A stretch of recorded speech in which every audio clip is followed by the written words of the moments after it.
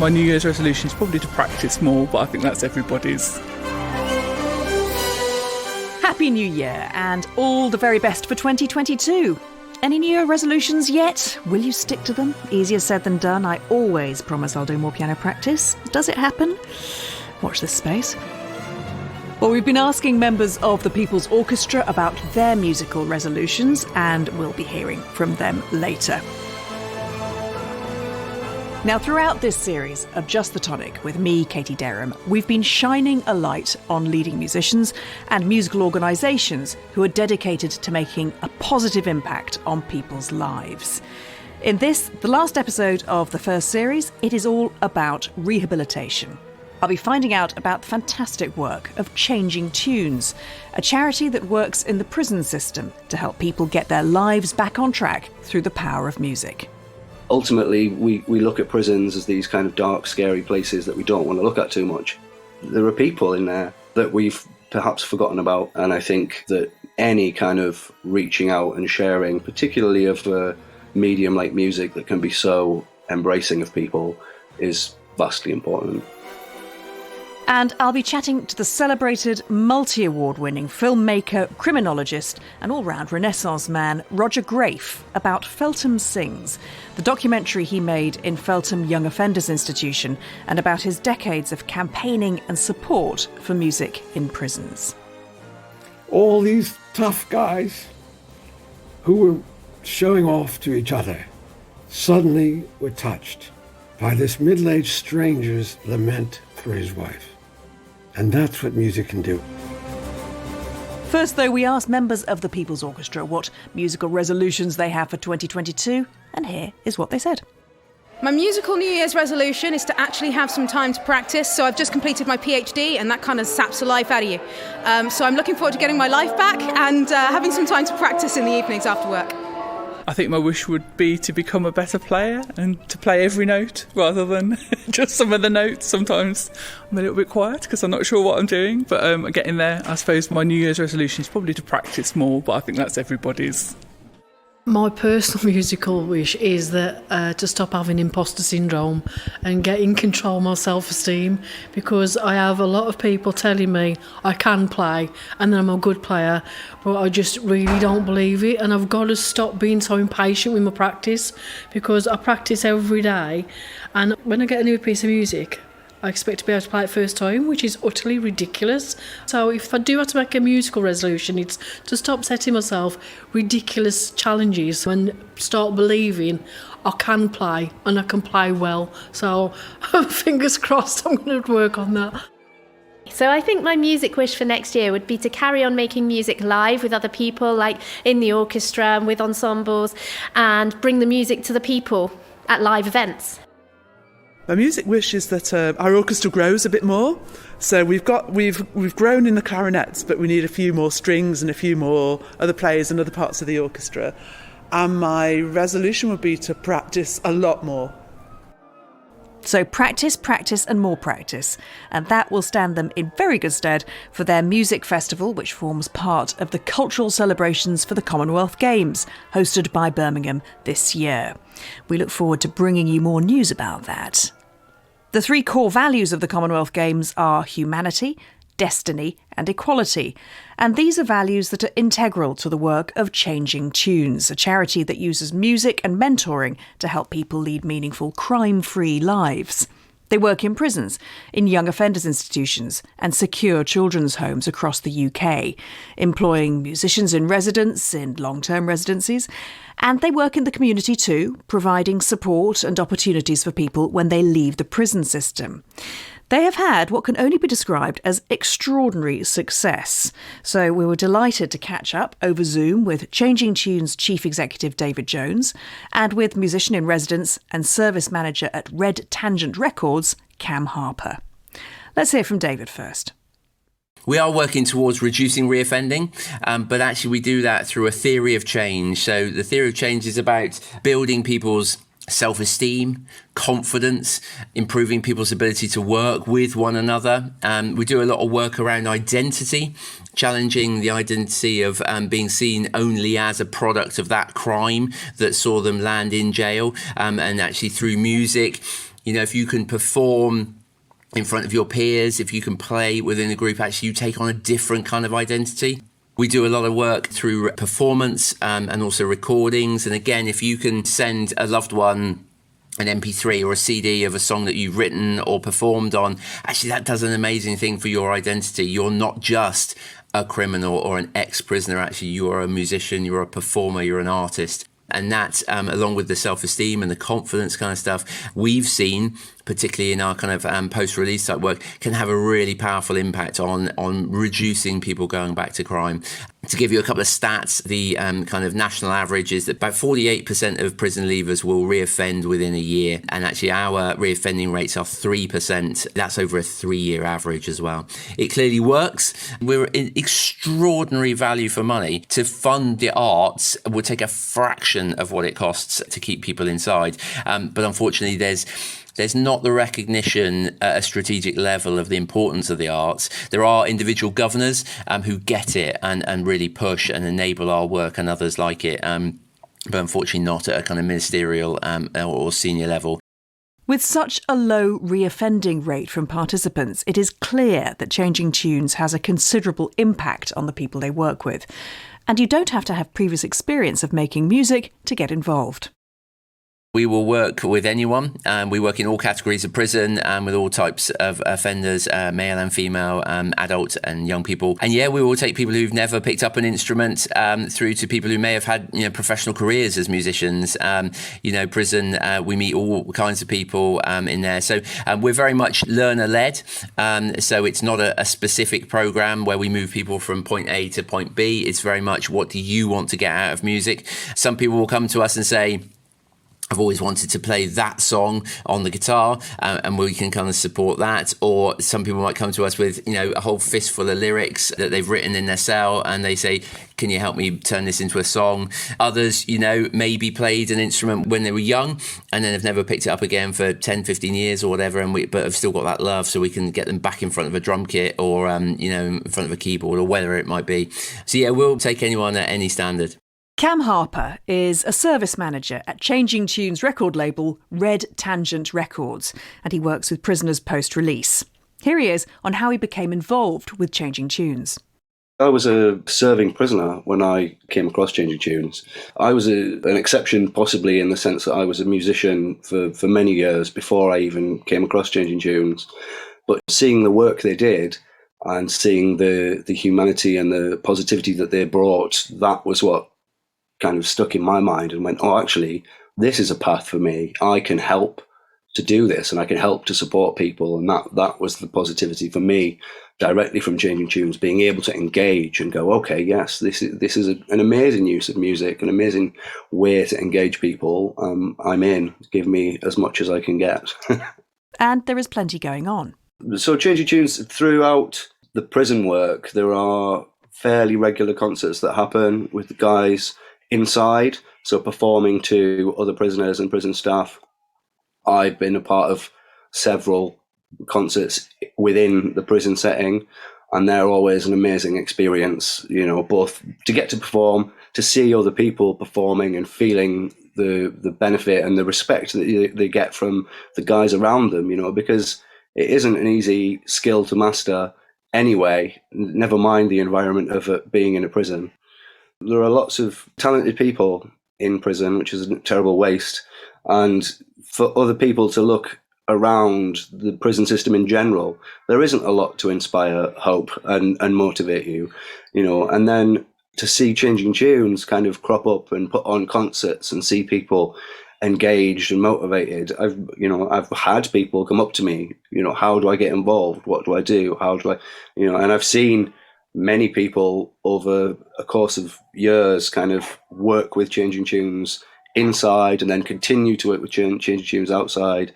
I've been very, very lucky in the sense that I've ended up employed by Changing Tunes Cam's actually being remarkably modest. Cam is a phenomenal musician. He has came out from prison, stayed in touch with us, has immediately began volunteering for us, supporting us, and later on we were able to take him on as a staff member.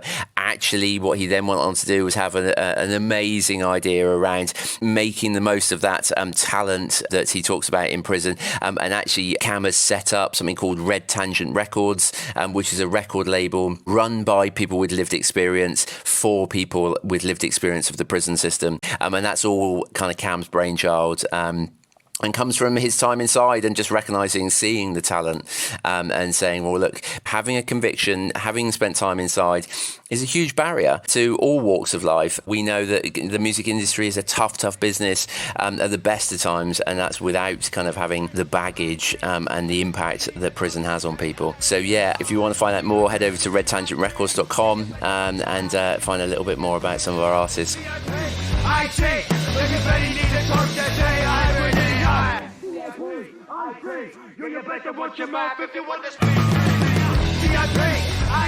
Our first signing were a bunch of guys called Whack Therapists, so they're down in Exeter. They're formed inside prison. A musician in residence from Changing Tunes is actually a member of the band now officially. They're a hip-hop crossover band. Very, very talented guys. They're doing really well. They're currently recording an album. Our second signing was Noble One, BOF. He's a rapper from Brixton. Very, very charismatic guy, very talented rapper. Again, his mixtape is about to be released come January, February, and we'll be pushing that as hard as possible. I just need a moment of your time, please. Ever so high, but I'm ever so grounded. Never told lies, that's a lie to the damn. Noble in particular is comfortable talking about his journey through the prison system, and having grown up in those kind of urban gang culture areas, he's very committed to challenging that and showing people that there are other pathways, and this is a really nice opportunity for him to do that. A major event for Changing Tunes is their annual concert in the community, another opportunity to promote the musical talents of people when they leave the prison system. It's really got three objectives. One is to showcase our people and to give a platform for our musicians, prison leavers and musicians in residence to perform. One is about raising awareness, and it also has a kind of fundraising element to it as well as a small to medium-sized charity. And it's just a wonderful evening of music and kind of testimonies and stories.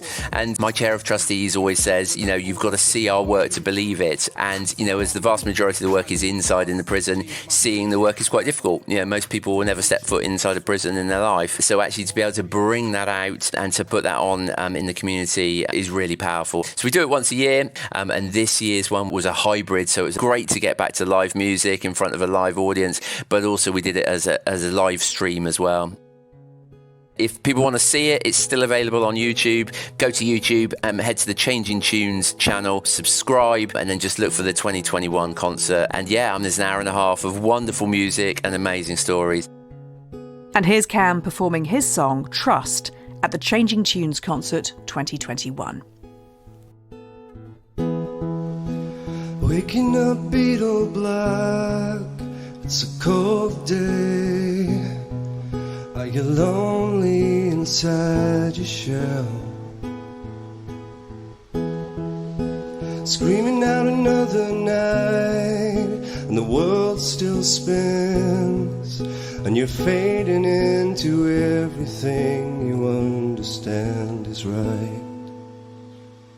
I know it's hard to breathe sometimes.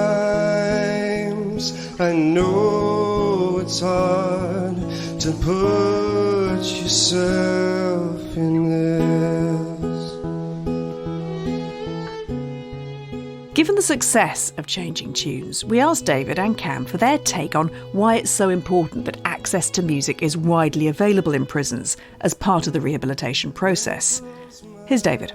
Depending on what newspaper you read or what media outlet you listen to, you'll get a very different view on what prison is and isn't. But let me tell you, as someone who has the genuine privilege of going in and out of prison kind of every other week and visiting many jails in the UK, prisons are on the whole a very dehumanising place. They're a fairly awful place to be, and whilst there are great people working in our prisons who really genuinely believe in rehabilitation, there's not a huge amount of rehabilitation that is actually able to happen because of a whole raft of things that we haven't got time to go into today.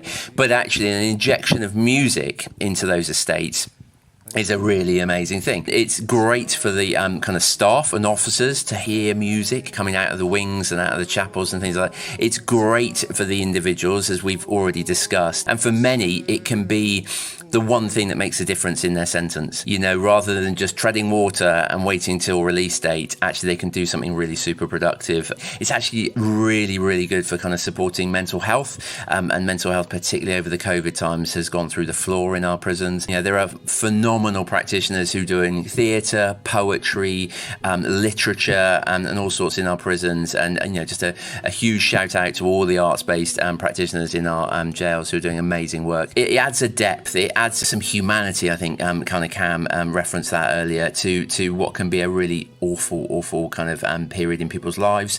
And it does just give a little bit of hope that actually they can come out the other side, survive their sentences, and, in the best cases, kind of come out of them a changed person or better enabled to kind of re-enter society. And at the end of the day, I think the one thing we can all agree on is that we want to reduce crime. The best way to do that is actually to kind of, support people who, for whatever reason, have landed themselves in prison. Actually, we want them to come out and not return. And that's the best way to reduce crime. So arts is often a very small element of prison, but actually a really crucial one for some people. I think, first of all, I would say the arts, music in particular, I think everybody is touched by music in some way, whether that's, on a deep kind of level, or it just gets your body moving.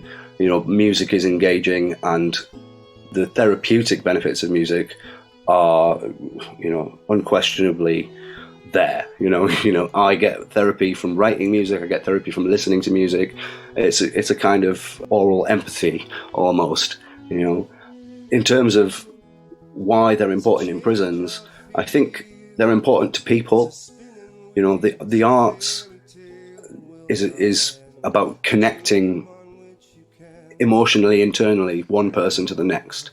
And I think the issue around prison is that ultimately we look at prisons as these kind of dark, scary places that we don't want to look at too much. But in reality, what a prison is just a massive building full of people. There are people in there, that we've perhaps forgotten about in some ways. And I think that any kind of reaching out and sharing, particularly of a medium like music that can be so embracing of people, is vastly important. Thank you very much. Someone who feels equally as strongly that the arts are a key part of the rehabilitation process is the hugely respected criminologist, theatre director, documentary filmmaker and BAFTA fellow Roger Graef. I've known Roger for many years. He is a dear friend. He's a mentor of mine. Many of his award-winning films have been instrumental in the reform of the justice system. It's a cause he is passionate about. But music has always been a very important part of his life too, and it recurs as a theme in his work. He produced the groundbreaking Feltham Sings documentary. It was filmed in Feltham Young Offenders Institution, and inmates and staff offered a glimpse into their lives within the walls of the prison, and in some cases outside too. But instead of contributors simply telling their stories, they were given the opportunity to sing, rap, quote poetry about their feelings and their lives and their dreams. It was extremely powerful. It won a lot of prizes too. I caught up with Roger over Zoom, and he began by telling me about a music programme that took place in a detention centre. There were several musicians in the room doing a 2-day workshop and writing songs with these people who were in total limbo. They weren't convicted of anything, but they were waiting to be thrown out of the country. And it could have been anything from the next day to 5 years, right? That is what limbo looks like. And so they were from all over the world. And there were these kind of really big Rasta types in the doorway standing, not sure whether they should join in or not, because these weren't cells. They have rooms where their doors are open because they're not convicted. And they were listening to the music, and finally they were lured in, and they wrote a rap song and were really very good. And on the other end of the room was a very quiet, middle-aged Latino guy who was working with one of the musicians, writing the song that he wanted to write about his wife, who he hadn't seen for a long time.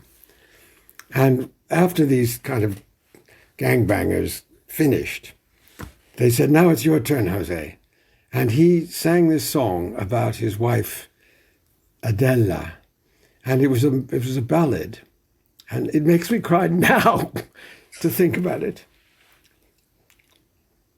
All these tough guys who were showing off to each other suddenly were touched by this middle-aged stranger's lament for his wife. And it spoke, you can see its effect on me, but then I'm a sucker, I'm a softie. But these were tough guys, and they were melted by this fellow's very rough ballad, which he had just written. And that's what music can do. It can change people's lives by opening up that part they've kept locked, maybe even since they were children, because very often they come from violent, abusive childhoods. And music never plays a part in that unless it's to drown out the pain. How were you first involved in realising that you could help people in this way? What was the moment of revelation for you that you thought this is a tool that we can use to help people in prisons? Well, I've always loved music. I played music. I played 5 instruments badly and, really just understand the power of music. And because of that, it was in my toolbox, if you like, for communication. And also I'd been a director of plays for 9 years before I started documentaries. So I could understand where the space was in the human psyche that you can touch with art, whether it's music, drama, painting, whatever it is. And having understood that in my own life, when I started making films about the police and then in prisons, I saw these people who were, as it were, just like everybody else, but who had ended up there. And I thought, what they need is art, music and art. And Arthur Kessler and David Astor had started the Kessler Art in Prisons years before. And when I encountered it, I just said, right, I'm joining you. I'm going to do whatever I can to help you, became a trustee of that. And then when I heard about Irene Taylor, it was exactly the same thing. And I was going to make a documentary about Feltham. I managed to get access to the prison. When Peter Dale at Channel 4, who was the commissioning editor, said, "Oh, we don't want to hear a bunch of, tough teenagers complaining about their childhood. And this just to be watched by Guardian readers and muesli-eating sandal wearers." He said, I'm quoting now, he said, "I've got an idea." He said, "How about Feltham the musical?" And he had made a film already, which was a wonderful film about alcoholism, with Simon Armitage and Brian Hill, which won lots of prizes, and I thought it was a brilliant form. So he said, "Look, why don't you get together with Simon and Brian and see if you can do Feltham the musical?" And I just laughed. I thought, what a good idea, why not? And I took it to the Home Office, and they laughed and said, why not? And I took it to the governor and the deputy governor, and they said and laughed, why not? So with this kind of the improbability as our driver, we recruited both officers and young offenders to join. And what was brilliant about the form was that we together decided that first we would do a whole series of interviews on camera about their lives. That was fine. That was conventional documentary stuff. But that would be converted by Simon Armitage into lyrics. And then Errol Charles, I think his name is, I can't remember his second name, but he became the composer for each in each contributor's style of music. It wasn't that he wrote his own music. He wanted to find out what they would like. And so suddenly these guys were choosing how they would present themselves to the world and their lives to the world with these specially written lyrics and this specially written music. And there were 2 important stories that came with this. One was when I was being escorted by a prison officer to the gate after he watched the recording, he said, "It's very interesting what this stuff does." He said, "I was on night duty quite recently, and one of the kids in your film did a drawing because he found out it was my birthday, and he did a drawing for my birthday. And he said, no one's ever done that for me before. That was the prison officer, right? And that was the same experience for the prisoners, to have somebody listen to them. Now, the second story, which is even kind of more interesting, is there were two really tough guys who were in for aggravated assault, and nasty characters. You can see them in the film. And they said, listen, man, we don't want some white guy writing about our lives. We're geniuses too. And so we said, okay, fine, if you can do it. And both of them sang rap songs that stole the film. It's brilliant. I used it on my Desert Island discs. It was really, really good. Articulate, beautifully performed. Yo, this is meant to be, so I'm dealing with it properly. A young thug, one love is my only philosophy. We all students in this life, every one of us is honorary. My life's been a monstrosity. I'm trying to find the medicine from growing up and watching my parents inject heroin. Sometimes this life I'm living is too explicit to mention. That's when I close my eyes and rise to heavenly dimensions. Write a realistic sentences while I'm serving the sentence, researching books, pushing weights, learning from my mistakes. That's what it takes to achieve better things in this world. Phenomenal. I actually didn't realise that he'd written that, because, I mean, it is strikingly good. You know, I mean, it's sort of Lin-Manuel Miranda levels of rapping, isn't it? I mean, it's... And that's the point. The talent there is the great secret. The talent hidden in prisons is the great secret. These are people who are willing to take the risks that get them into prison. Very often it's a mistake or betrayal, or even just a mistake by the justice system. But there they are, stranded. And a friend of mine has made a wonderful film that was repeated a couple of months ago, last month, called Painting with My Hair. It's on BBC Four, and I highly commend it to everybody. It's on iPlayer. And it's about a guy who was in solitary for 24 years and learned to paint using his own hair as a brush and melting down the colors of Jelly Babies and M&Ms for his colors. And he's done brilliant, brilliant work, which had an exhibition at the Riverside, and this film by Mike Dibb, who did Ways of Seeing, and is a wonderful filmmaker, is there on iPlayer. And when you look at that work and you see how wonderful his gifts are and how much he changed from an 18-year-old who took part in a robbery that went wrong, but he's still inside. The parole board just turned him down 2 weeks ago. Even though he's 60, he's a gifted artist, you know, and because the justice system is blinded. Now, I want to tell you another story, okay? I went with the director of the Kessler Trust to see the head of regimes in the prison service when Gordon Brown said, I'm giving £25 million for rehabilitation programs, okay? And we said, right, that's what we do, okay?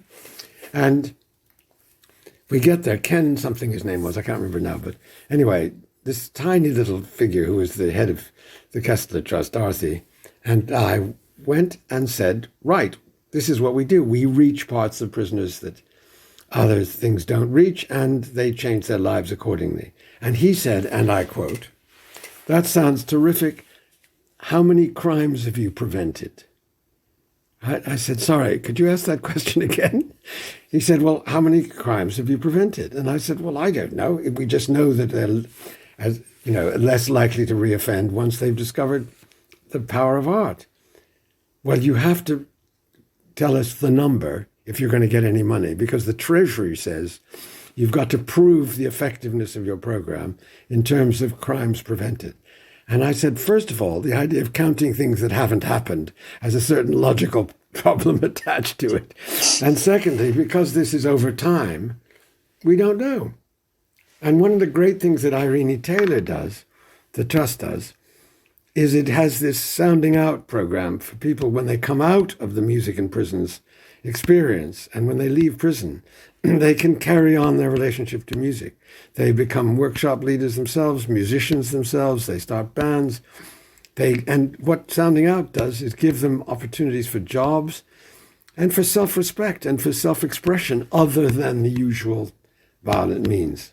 So this is what was so impressive about Changing Tunes, of course, is the fact that people who've come out of that programme have been staying in the music business. And I have to say that the reoffending rates that they're experiencing from after changing tunes are startlingly good. Now, you mentioned the problems with measuring, how many crimes are going to be prevented. We don't really know. But reoffending rates are measured, and presumably in the charities that you've worked with as well, you must have been able to see some results in that sense. Definitely, no question. But then we know that even in prison, when they've done the 5-day workshop, then the amount of adjudications, trouble with the staff, goes down. They've learned to cooperate. They've learned to trust each other. The one thing that goes when you walk through that door is trust, right? When the gates are slammed, you don't trust anybody. So the idea of rebuilding trust and some kind of sharing and cooperation is fundamental. What is your sense at the moment, Roger, in terms of the willingness of the justice system and the government in general to support this evidently very powerful method of helping offenders? Well, I think you can tell from the fact that music is being sidelined in the education system. When they say we have to prioritize subjects, the first one they mention that is going down the list is music, right? They don't get the connection between music and mathematics and thinking and concentration and all the other skills. It is terribly narrow, and it is driven by a false assumption that the public is so punitive that they think this is some kind of reward for bad behavior. And in fact, it's the path towards rehabilitation and reducing reoffending. It's one of 2 or 3 of the 7 paths to reducing reoffending involve education, socialization, family, and trust, and employment. And all of these things are the benefit of working on music with other people. Absolutely. With very many thanks to Roger Graef, always so inspirational to talk to. His excellent documentary about Feltham Young Offenders Institution is available to watch online. Just search for Feltham Sings. Huge thanks to David Jones and Cam Harper from Changing Tunes, and to Cam and Whack Therapists and Noble One BOF from Red Tangent Records for their music. And last but certainly not least, thanks to the players, singers and staff from the People's Orchestra. Well, that is it from the first series of Just the Tonic. It has been a pleasure to give a platform to people and organisations all across the UK who are doing so much to enrich people's lives through the power of music. We'll be back in the spring with a new series, and we'll be hearing more from the People's Orchestra and their fantastic Commonwealth Community Music Initiative, which is a 6-month-long festival that's going to take place in the run-up to and during the Commonwealth Games in Birmingham this year. So far, 52 organisations from 14 countries have been signed up to be involved, so it all promises to be something very special. So, do join me again in spring. In the meantime, thank you so much for listening. If you've enjoyed what you've heard, please do like and share the podcast on social media. You can find all the episodes from the first series on your favourite podcast app. And if we have inspired you to join a choir or a community orchestra or a band, search online for community arts organisations in your area, or get in touch with Arts Council England, the Arts Council of Wales, the Arts Council of Northern Ireland, or Creative Scotland. Just the Tonic with Katie Derham was produced by Jill Davis and is a Peanut and Crumb production supported by the People's Orchestra and Arts Council England. It's a change I feel, it's a spinning wheel, it's a fairy tale that will not end, a dream on which you can depend. I know it's hard to breathe sometimes, I know it's hard to put your trust in this.